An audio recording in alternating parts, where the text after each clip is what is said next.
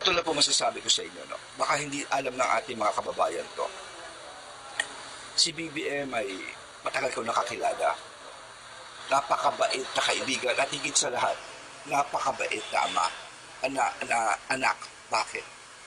1980s, ang kanyang ama ay halos in the dying bed, mamamatay. Ferdinand Marcos Sr. Kailangan niya ng kidney transplant. Alam niyo ba kung sino nagbigay ng kidney? Ang ating Pangulo, President Bongbong Marcos Jr. Halos 40 years ago, 4 na dekada. Nung panahon na yun, kung magbibigay ka, dalawa lang kidney natin eh. Kung ibibigay mo isa, parang epekto, kung magkamali ka, pati ikaw mamatay.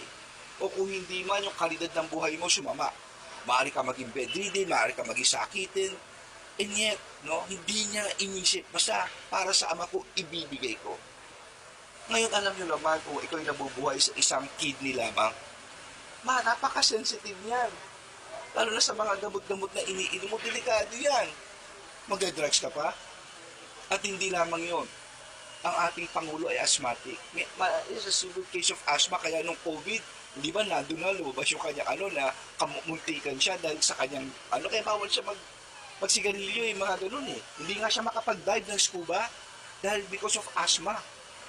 Kaya ako, yung drugs na yan, hindi ako naniniwala dyan. Dahil ito yung factual. He is asthmatic and he is living in one kidney. Sana malaman to ng ating kababayan kung paano kabait na anak ang ating Pangulo. No? Kaya, sorry, hindi ako naniniwala dyan. Okay? Hindi nyo ba alam yun?